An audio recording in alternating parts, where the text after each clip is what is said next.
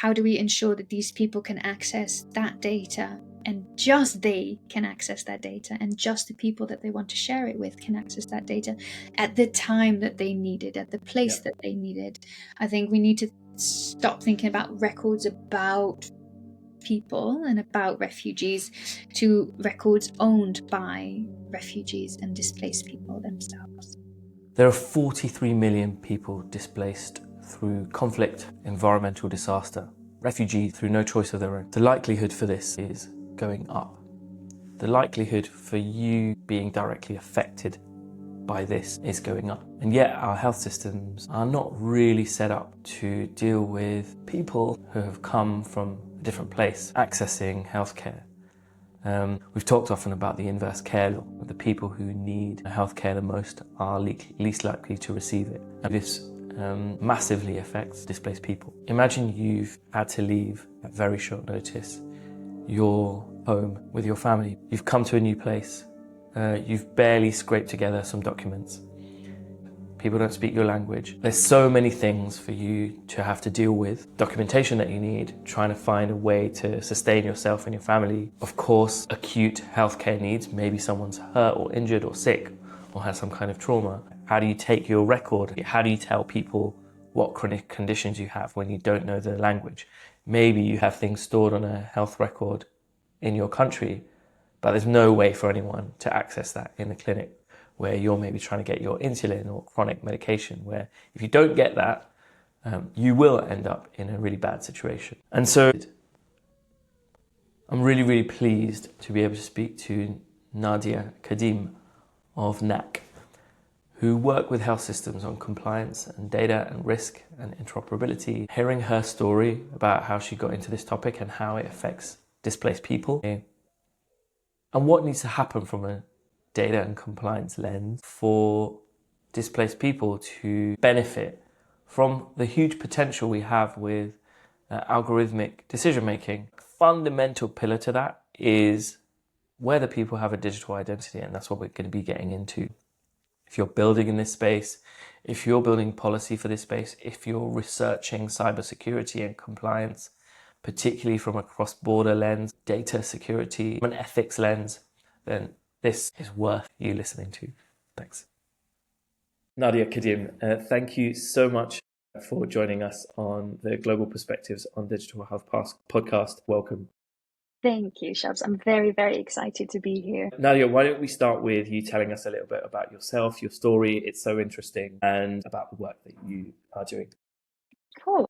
Gladly. Well, firstly, Nadia Kadhim, co-founder of NAC. My story really began actually before NAC, human rights. So I, Dutch, grew up in the Netherlands.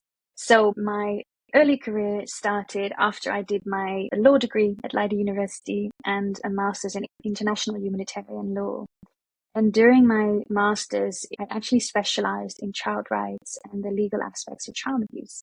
So I could see very early on that I really just wanted to help people, and I wanted to help the most vulnerable people in society. And for me, this was very, very linked to human rights protection. Whilst I was doing my master's, I got into child rights and I started volunteering for different organizations that were preventing child abuse and that were working closely with government policy, as well as on the ground, social care, schools, education, all in signaling child abuse, multi-stakeholder collaboration and data sharing. And whilst I was working with these kind of organizations and I was sharing my own story, I started weaving in sort of those legal aspects of child abuse and of course of privacy as a necessary part of this. So after my master's, I was asked by one of these organizations that I'd worked with as a volunteer and as a freelancer to actually join them. And because I had just finished my master's in law, they also said, look, you have this background in child protection and you clearly know a lot about sort of the legal aspects of child abuse, child rights, but you're also now legally trained. Could you please also become a privacy officer? So this was really my first introduction to privacy. And I did that for 3 years with a lot of passion. And problems that I saw during this time with tech and privacy compliance, cybersecurity, really led me to when I met my co-founder Chris to start NAC.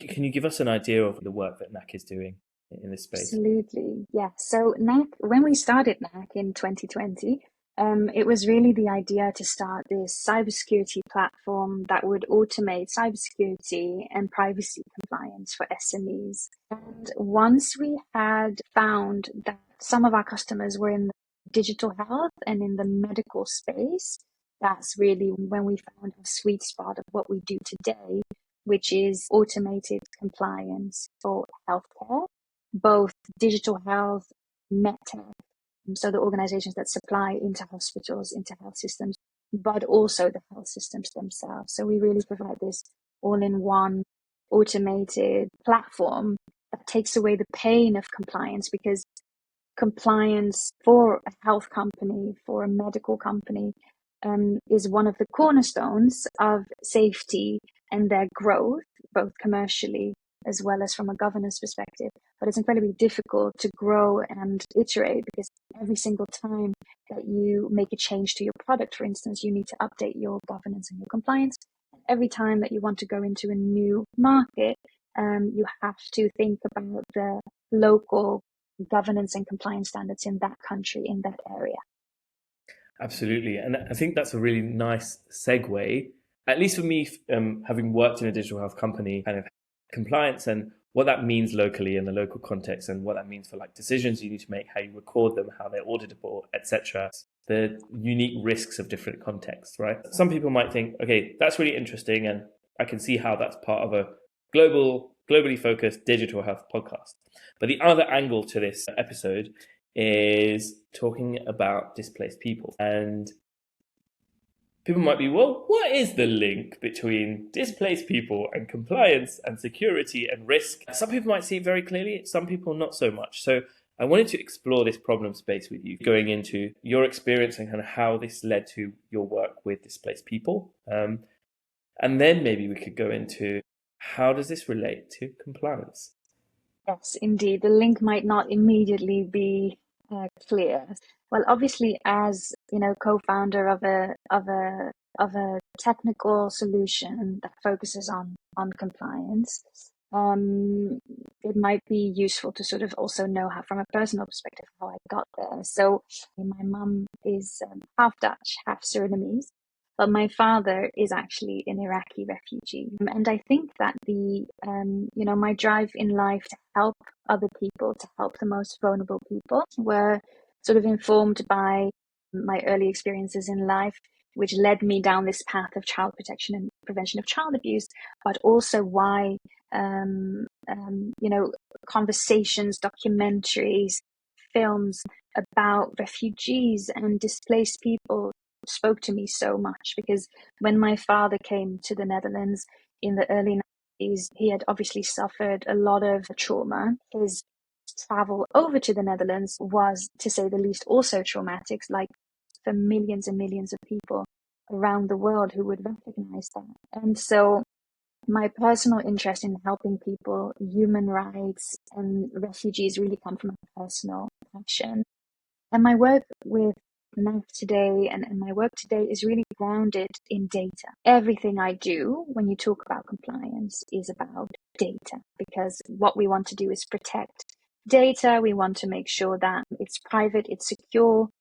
Even when we talk about medical compliance, a lot of the medical compliance requirements for medtechs, the digital health companies, are really around information. And I believe that data is power. And so, we put data at the heart of what we do, and data is at the heart of healthcare. Data can enable innovation, it can enable adoption, but a lack of data can actually block innovation, block adoption. But I think more importantly, it can also block certain human rights. Now, we talk about the right to access to healthcare. This is a crucial part of the International Convention on Economic and Social Rights, on the UN Human Rights Convention. It's enshrined in many national laws. But if we think about it, this right to access healthcare is massively, massively impacted, if not blocked, if we have no data. And I think the reality for a lot of migrants, displaced people, refugees, asylum seekers, is that they come from countries and areas where data is not so much at the heart of the economy, the government, and healthcare, or it is, but it's become collateral damage in either conflict situations or climate and environmentally impacted events. So when we don't have this data, the human rights of very vulnerable people are massively impacted. And so for me, that's a really important, problem that we need to talk about. Yeah, and just to kind of draw a corollary on this, you and I are in the kind of currently in the EU context, right? The EU is kind of one kind of federated jurisdiction, but equally has its own nuance, right?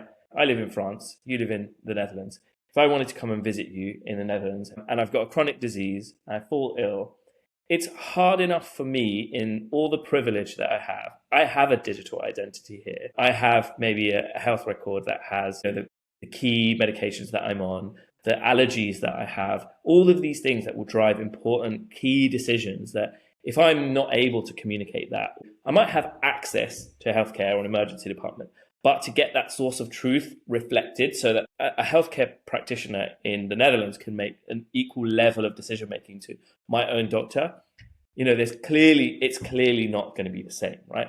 And we sometimes kind of accept that, okay, when I go on holiday or go on a work trip, I have the time to prepare for taking a record with me somehow. And there are some well-structured data sharing agreements where it might even end up being possible.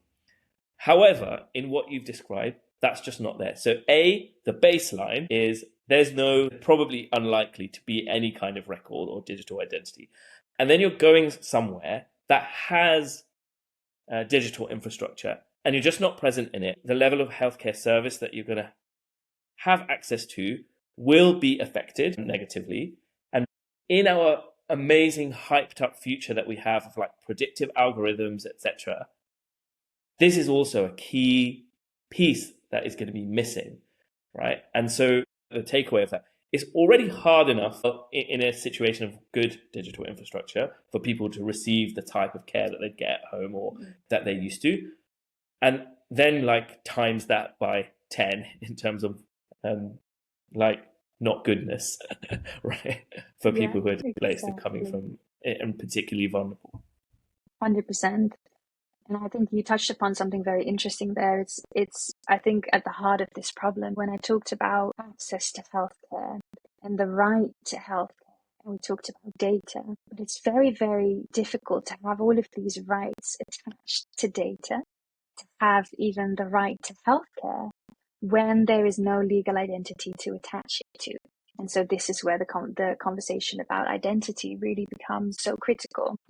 We're talking about statelessness if we're talking about a lack of identity. And we're not talking about a small group of people. We're talking about millions of people worldwide who are stateless. The stats are that displacement is only increasing, especially when we not only take conflict situations, but also climate crisis into account. Some estimates talk about 250 million people who have been displaced over the last 10 years. And if you think about the climate crisis, you can imagine that this will only increase over the next 10 years. And this is a really scary stat because, all of these very necessary innovation in healthcare is focused on the people like you and I who can go on holiday, who, when they need healthcare, can go to that French or Dutch or German or Greek hospital, even if they don't have their digital patient file ready, they have the means to communicate. They have the cultural understanding, vice versa, to actually sort of communicate with the hospital staff, with the nursing staff, with the patients to try and get to a level of understanding. But imagine when, this is not just a problem of a lack of data, a lack of resources of money, but a massive language barrier plus a cultural barrier in even being allowed to talk about certain things. And so I think we're in a very privileged position from France and the Netherlands and EU and US and UN offices to talk about this, but it's also very, very necessary. Yeah. because of these complications. 100%. The episode I did a few episodes back with Aral Surmeli, who's the founder of Hera Digital. They built a digital tool to help Syrian refugees in Turkey, and that was building with that community. So the developers were, refugees themselves, and he was talking about the importance of making sure when you're in that situation, your general preventative actions that you take in your healthcare just become like right at the bottom of your list of priorities, right? You've got so many things to juggle. Is my documentation okay? Like Maslow's hierarchy of needs, like shelter. Do I even have shelter? Food? Do I have food, etc.? And suddenly, you're not thinking long-term and preventatively if you were even in a privileged position to be able to do that before. Yeah. And so, of course, there's downstream consequences of that. Vaccinations not being had, etc. And so that's what they had been building in terms of a way that was A, culturally appropriate, and B, to then help that, okay, there were healthcare services for them, but for them to be plugged in the right way, this helped.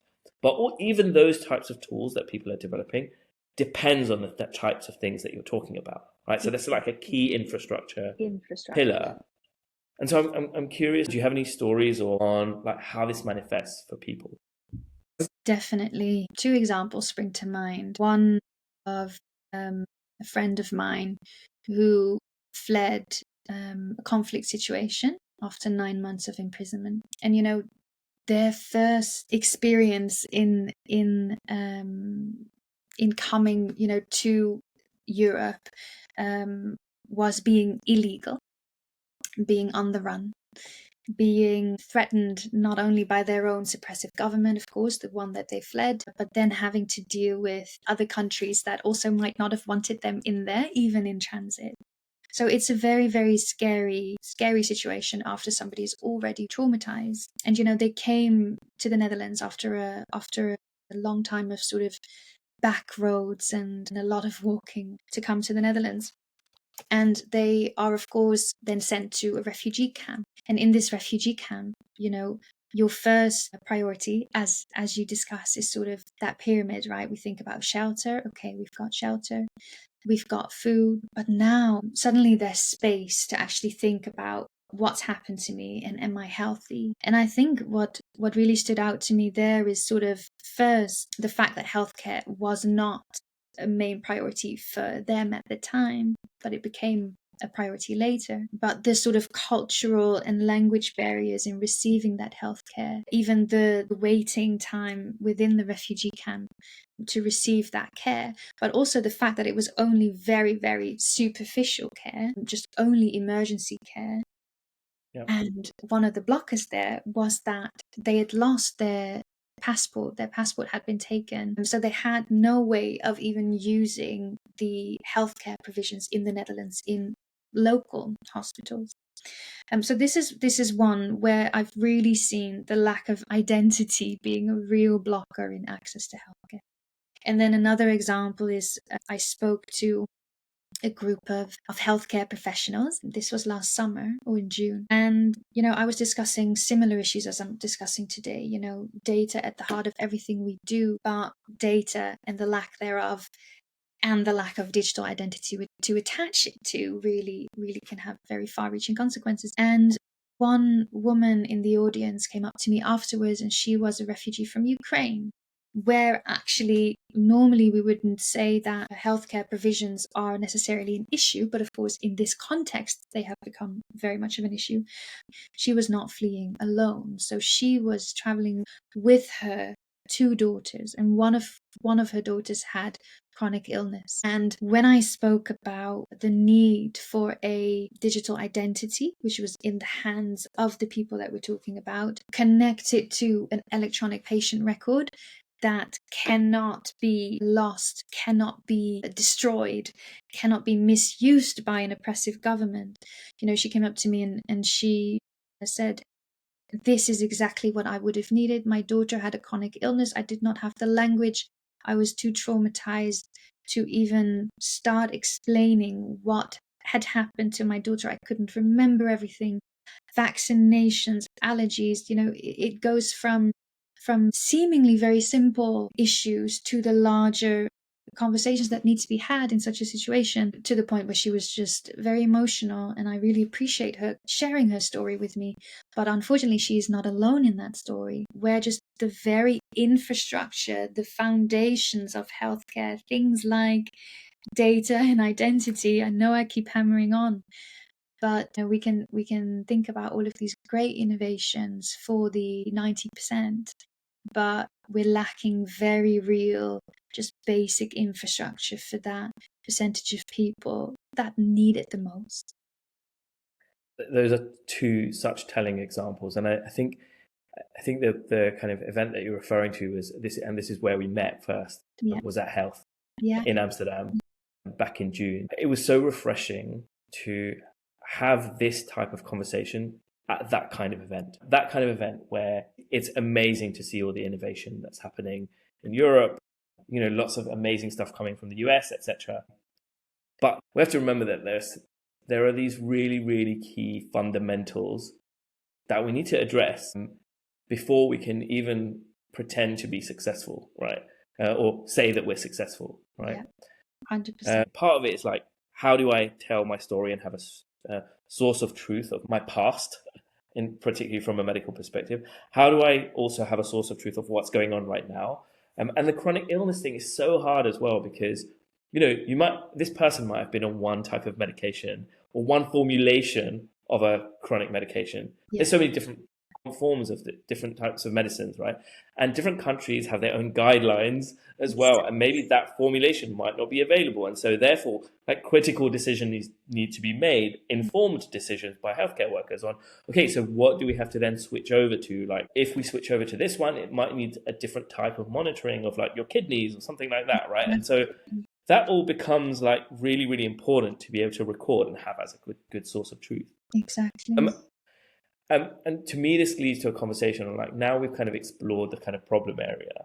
What does good look like here? What needs to happen from a baseline legal identity perspective, so that then when people go to an emergency department or get some basic level of primary care, then the actual quality of their care is better informed by a good source of truth. I mean, talking about the solution, I think this is one of the reasons why this topic has not been discussed that often yet. It's because it's such a fundamental problem that cuts at the intersection of law, policy, politics, healthcare, innovation. And so it's not a simple problem to solve. And I would be the first one to put my hand up and say, like, look, it's not as easy as just creating a digital identity, as just creating an electronic patient record, because if that was the case, it would have already been done. One of the issues with that is recognition. In the same way that, countries need to recognize certain territories as countries in order for that country to be treated as a country, a person needs to have a recognized legal identity in order to attach rights to that identity. And all of these human rights treaties and UN, EU, and national rights, they can only be recognized, I suppose, and enforced if there is a legal identity to attach it to. But what is recognized in one country, or even in one province, in one city, in one hospital, in one field emergency care tent, is different throughout the world. And so there is such a real need for collaboration between all of these stakeholders that I just mentioned. There will be a need for a change in law to recognize different forms of identification, that we really need to come together. And I think private industry can play a big role in this in terms of the actual tech. Thinking about funding, one of the big challenges here is who pays. This is often where the conversation stops. We can all agree that these fundamental inherent human rights are very important, that the access to healthcare, especially for vulnerable people, is very important. But when you sort of present them with a potential solution, the question is often who pays, and then the conversation just stops. And it's who pays for the development. And I think that there could be solutions for that. I think there are very many grants both national, European, international, as well as charitable foundations, NGOs, VCs that are trying to do the right thing as well. And they can definitely help fund building solutions like this. But then the question is, but how do we make a business case out of this? And I think that, though from a human rights perspective, that angers me, because I'm like, well, the human dignity in this is actually more important. As a tech founder with a lot of backing from VCs, I do understand, like, where's the business case? So I think that is also a problem that needs to be solved. And when we think about the ROI, you know, I often say a refugee's health shouldn't live or die by a VC timeline, a VC return timeline. This immediate ROI logic can't really be applied to an issue that cuts at the intersection of healthcare and law and politics and ethics, and basic human rights. So I think we really need to think about the measuring those returns in other forms than monetary. It can be the prevention of public outbreak, which of course has massive impacts on stability, public health, but also just human dignity. If we can't provide that basic infrastructure with the tools at our disposal for people that need it the most, then I think that our ROI and our budgets need some change. And our definitions of value, right? And I think that's what you've alluded to. And I often have this conversation with people on this podcast on, like, you know, it's really, really important for interventions, and you can think about all of this work as some kind of intervention to be cost effective. But measuring the value of it depends on the use case and the context and what we value as a society. Exactly. And so, yeah, financial returns might be important, but there's absolutely other definitions of value here. I've heard other people, I think even in the panel that you were on health, one of the other panelists talked about this as governments thinking about this as a health infrastructure investment. Yes. You alluded to this earlier. The likelihood of people listening to this or watching this being displaced in the next 10 to 20 years is going to go up. Yes. Our health systems, even in terms of like the human delivery of healthcare, is not set up to deal with displaced people, nor is the digital infrastructure behind that. Why should we invest in something like this? Because it could all happen to us, right? Probably. And how would we want to be treated if we would? My mum was a refugee from Uganda in the 1970s. And, you know, at the time, the political rhetoric was different, where it was relatively being received in the UK was, I think there were different challenges and things at the time, and tough experience like your father would have had. And now with, you know, the likelihood of this is going up, of people being displaced, there is a lot more, hey, we need to protect our citizens first. There's a lot more protectionism and thinking about us first. Fill your own cup before you can help anyone else. Yeah.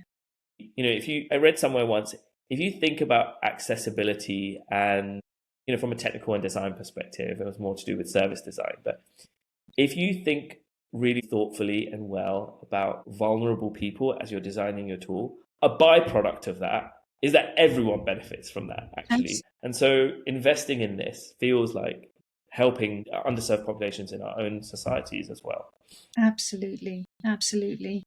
I think over the last few years, what we've seen is really, you mentioned it before, you know, I'm seeing all of these AI innovations in healthcare, right? And when we walk around our conferences and we see the conference floor and we see all the innovations that come out, they're really focused on a couple of things, really. And we've all seen the scribes and the ambient listening.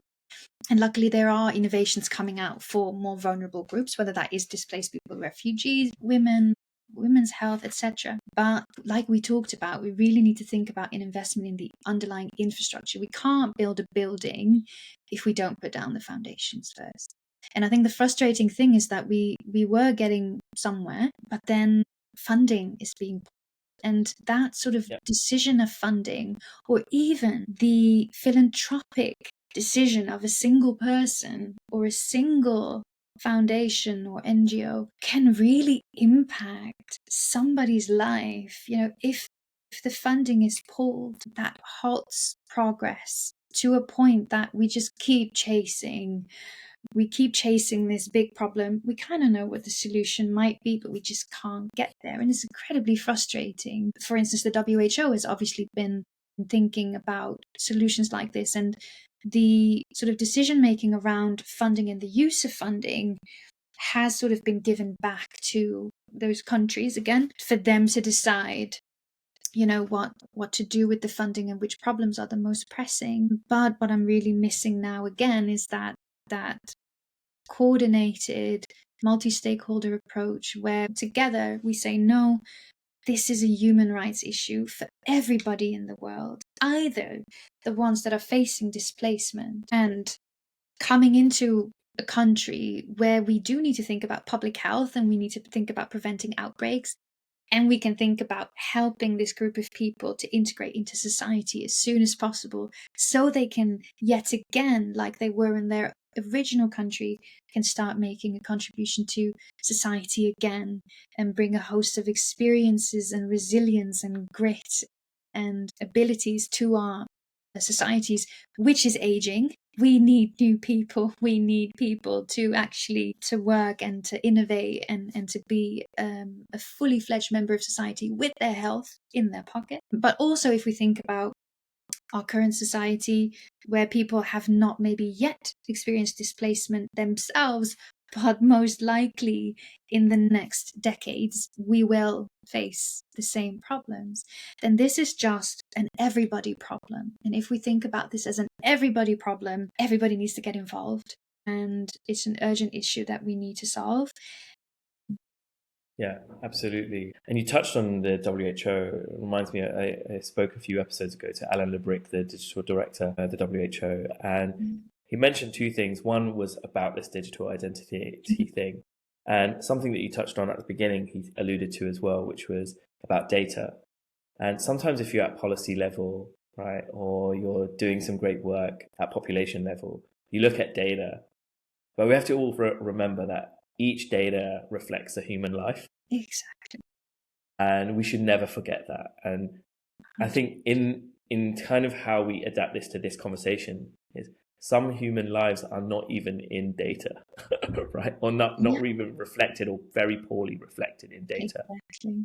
And it's a health data poverty problem, which exacerbates then, you know, these are the most vulnerable members of society already. And as we go towards, as we like blaze into this like algorithmic decision-making future, we've got big swathes of society that are actually just missing, right?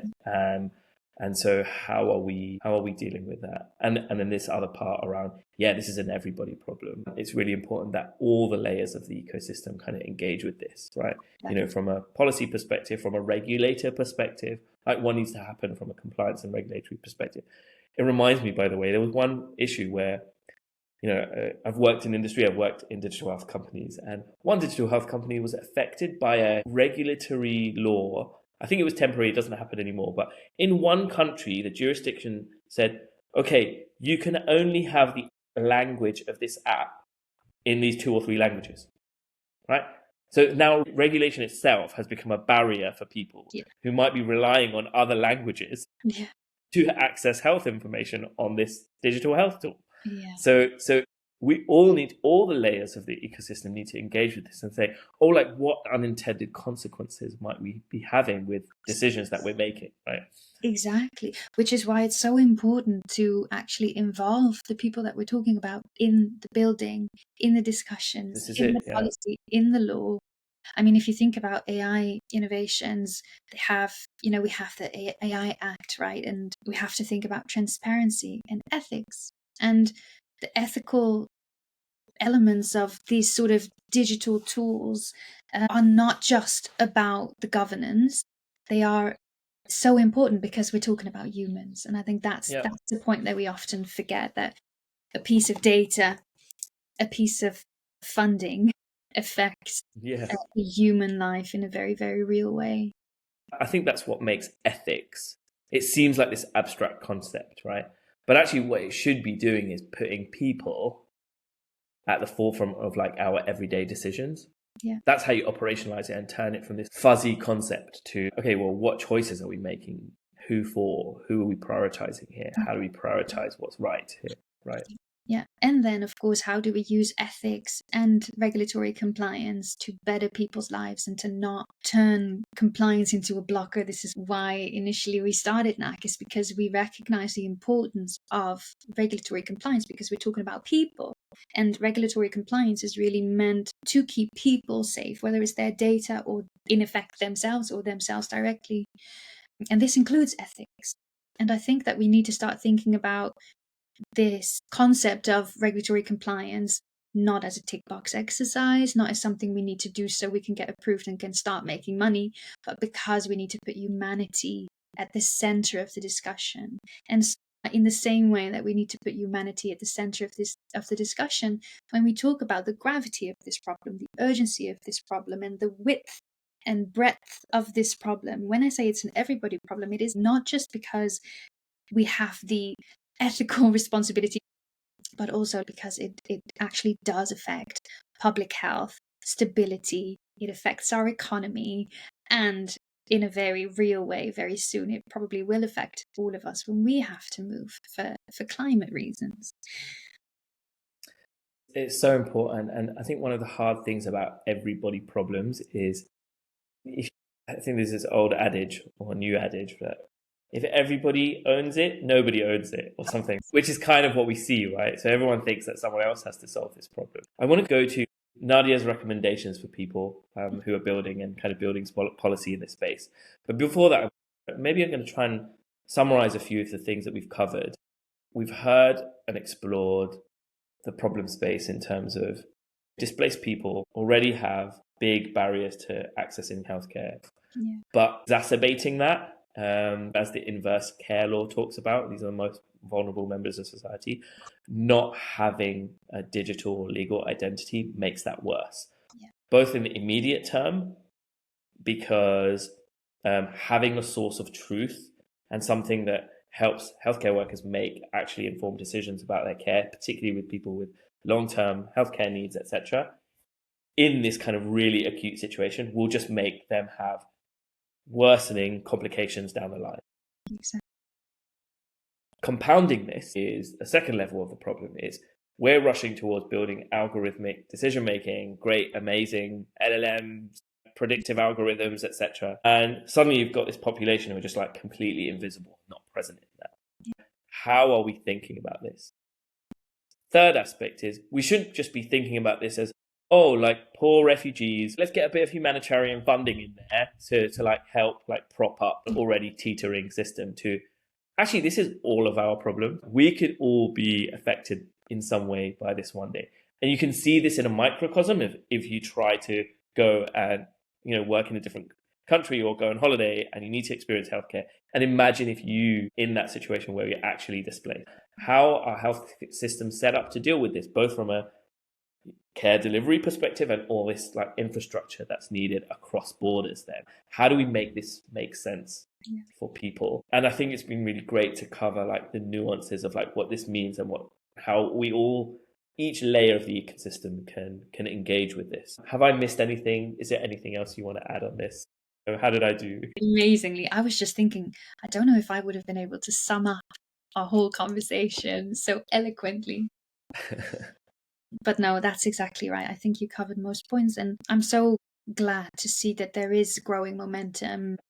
One additional point that we haven't yet discussed but is very important is the idea that data can be used for good, but data can also be used for bad. And this is often a reality that these people, particularly, potentially not so much in the climate context, but very much in a conflict context, where people's data can be misused to their detriment, harm, and even death. Electronic patient files contain very, very sensitive information. It could potentially contain information on, let's give a random example, but somebody's sexuality. And in certain countries and contexts, this can be used as a reason to persecute somebody from a legal perspective. And so we really need to think about the data in a holistic way, ethically, accessibility, interoperability, the regulatory compliance that those aspects form part of, but also how do we make sure it's secure from potentially bad actors in a context where we usually don't think as the government as the bad actor. Can you imagine like us talking about this in context of the NHS or our government, but also big tech, of course. And this is a context that we are more familiar with in our situation. Very, very important element to this also, when we are thinking about the solution to these problems, is ownership. Who owns the data? Now, this became my bread and butter when I started working with the GDPR almost 10 years ago. Oh my gosh. And ownership and accessibility, how do we ensure that these people can access that data, and just they can access that data, and just the people that they want to share it with can access that data at the time that they need it, at the place that they need it. I think we need to stop thinking about records about people and about refugees to records owned by refugees and displaced people themselves. Yeah, in some ways it kind of envelops also into the conversation around everyone needing to own their data and have decision making on who they would like to share it with. And then I think it's like also in particular this particularly vulnerable population, right? Exactly. Who that might be an afterthought, or you might realize, oh yeah, we didn't think about it for this population. Exactly. Or for this community, right? Exactly. And the interoperability, this was a topic that I touched upon very much in my previous work when I was working around prevention of child abuse, another sort of human rights context. When you are solving such a big problem, you need a lot of people, you need a lot of organizations, you need a lot of information.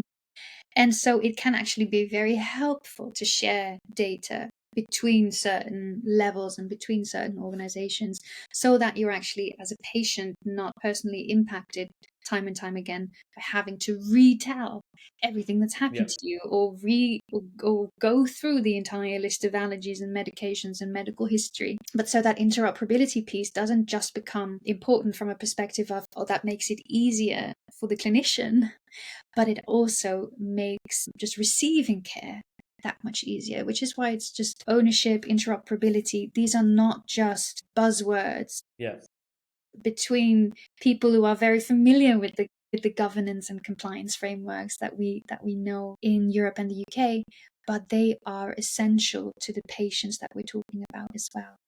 Yeah, absolutely. And I'm glad you talked about kind of the bad actor, as it were, in terms of, governments potentially having access to that and then making kind of certain decisions at the detriment of these vulnerable people. Yeah. And also big tech having nefarious aims, or, yes, it's true. Yeah, it's true. We've got this whole population who has not been involved, has not been visible in the data. Yes, like feed the machine with more data so that we can, whatever. Definitely thinking about the implications of that and what that means. And as you said, like based on the choices we make as a society, it can be something that overcomes barriers, or it might be something that makes it worse. Data can be a force for good as well. Exactly. Before we wrap up, I wanted to get a couple of things from you. What would be your one recommendation to someone in the policy space who's listening to this to kind of take away from how to prioritize this? Well, I think, all policy is informed and influenced by the political agenda. And when the political agenda is, of course, going away from wanting to provide more facilities for refugees and is weaponizing people's pains for their own agendas, often with less respect for human rights, if I can call it that. It is very difficult. So I understand the dilemma. So I do think that there is it starts sort of at the political level, where we set the topics that we want to prioritize over the next 4 years, or whatever the political term is. Yeah, that makes sense. So so what I'm kind of getting there is it's really challenging for people in the policy space at the moment, because increasingly this is actively veered away from. Exactly.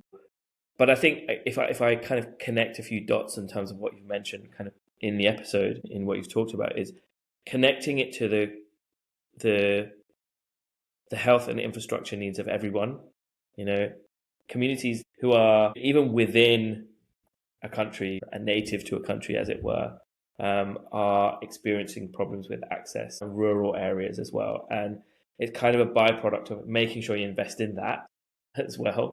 No, and what I wanted to add to that was, like you say, when we do think about it as an everybody problem that does impact public health, stability, in our economy, we can start thinking about investment in this group of people as an investment in our future economy. Yeah.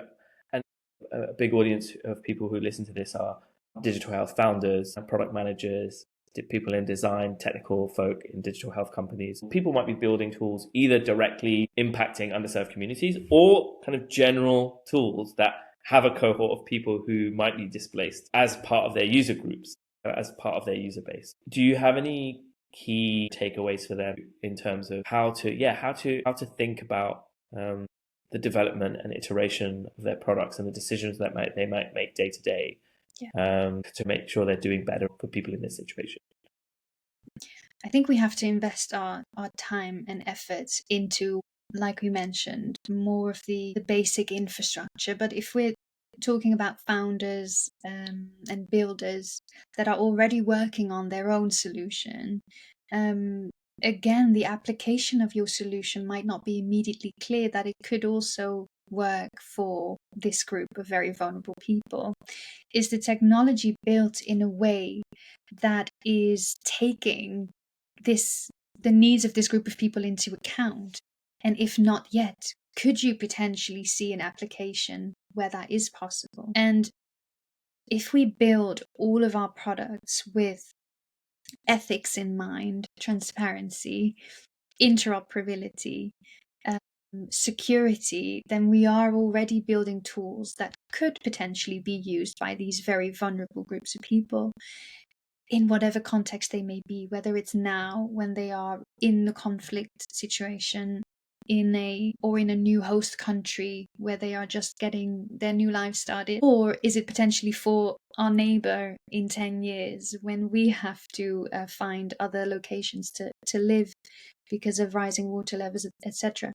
So once we do take these seemingly tick boxy or buzzwordy words into account, we are actually already part of the solution, just in a context where we can make a difference for those people. So, and it relates to a podcast I did with Jess Morley, who's an academic in ethics, and we were talking about how do you operationalize ethics. And I think this really relates to what she had said, which is don't think of it as an add-on. And the other thing she mentioned was thinking about, related to compliance, is thinking about it as a risk to user groups and how do you mitigate that, right? And so yeah, I think that really resonates with that piece. I think don't think of it as an add-on, because then everyone's like, oh, how do we push this boulder up another hill, right? Yeah. Whereas it's actually, let's lean into the structures that we already have. Let's do it properly and just remember that this user group is not necessarily what we might assume to be an edge case.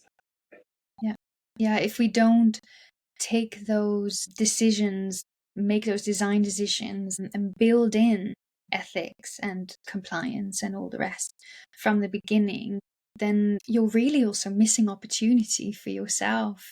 Because like we mentioned, this is a group of people that is growing, is going to integrate into our society, is going to want to consume, is going to need to consume health solutions and other solutions that we haven't even discussed today on this podcast. So I think it's only it can only bring good to actually think about this group, to implement these ideas around interoperability and ethics into your products. Yeah, thank you. Is there anyone else who you think is talking about this in a really powerful way and has informed you that I should talk to on the podcast? That's a great question. I've spoken to so many people in this space that luckily share our sentiment that this is a problem that we need to think about. Dr. Waheed is an inspiration, coming from that displacement background himself, and having worked in the health space for numerous decades, and now building, and very successfully building, a tool which is actually specifically designed for people with this sort of displacement background, traumatic experiences, in a culturally sensitive and language appropriate way. He would be a great guest to speak to. Super. Thank you. Any final words from you, Nadia, before we close out? Just a big thank you, Shubs, for not only having me on this podcast among so many other very inspirational guests, but also a big thank you for shedding light on this topic and creating awareness on this topic in the wider digital health community. Thank you so much. There's some really, really great takeaways here, Nadia. Thank you for sharing your story, your experience, the work that needs to happen, and kind of really also painting a picture of like what life is like really for people with the examples that you've given. So I think people who are building in this space or thinking about this space and care about this have some really, really great takeaways now. So thank you. It's been really fascinating talking to you, Nadia.